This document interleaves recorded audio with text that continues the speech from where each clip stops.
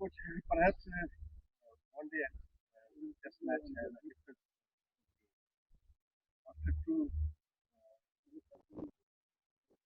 related to this series. Contest, all different cricket. So what is the confidence level of the after this? Look, I'm not involved in red ball cricket, so we've got a lot of different players.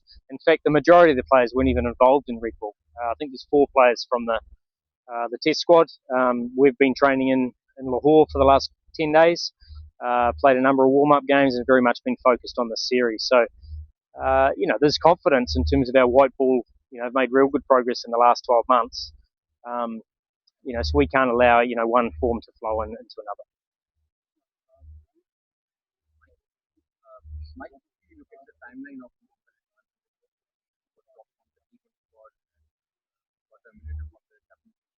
any ODI captain and drop from the ODI squad as well. And upon your recommendation, that change of captaincy. So why so hard to choose the youth coaching for Mohammed Rizwan, because he has 65 around average in ODI World Cup and got 250 in the last 5 years. So most of the comments you made were completely incorrect. So by the time I arrived, T20 Rizwan was not in the T20 squad. He certainly wasn't captain. So he has not been playing T20 cricket since I've been involved. In terms of ODIs, yes, Mohammed Rizwan started as captain in the West Indies, and we felt we needed a change at the end of that series. That's because we'd won 2 games throughout the 12 months.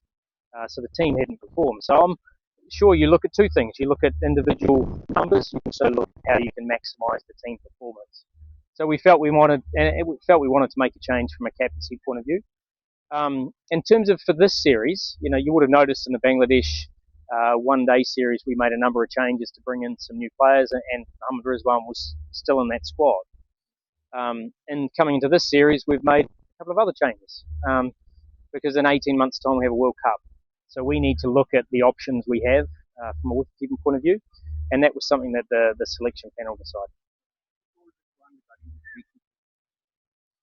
Look, we've had a number of series together, so we've certainly mentioned many work-ons throughout those series that we want to see from him, as we do with every player. Like 10 matches prior to the World Cup preparation, do you really think are sufficient for experiments? And secondly, do you really think bowling is the power play and batting in the middle phase? Well, certainly 10 games is not enough, but that's 10 games up until the end of this cycle. There are still many other games that are being planned between there and the World Cup. So, we'll have probably at least that again. And that's in the process of being planned in the next Future Tours program. Look, we have many work-ons in one-day cricket. Certainly power play with the ball is a big one for us in terms of taking wickets in the power play. That's something that we haven't been particularly good at over the last 12 months. And we're trying to find not only the players, but the players that we bring in have to be able to do that on a consistent basis. So it's not always.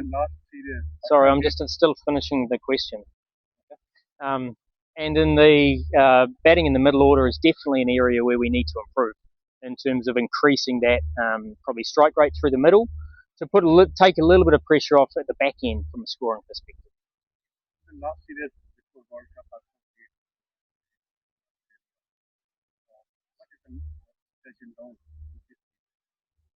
very different format. So different players, different format. We'll take those that were involved in that series. Will take an element of confidence from that, but different time of year. You can't compare the 2. We know Australia from a one-day perspective won a lot of World Cups. Their one-day record has always been exceptional, and Pakistan traditionally has struggled to beat them at times. So we're certainly putting together a squad that not only we think will do well for this, but will give us an opportunity to see if some of these young guys are going to be ready moving forward.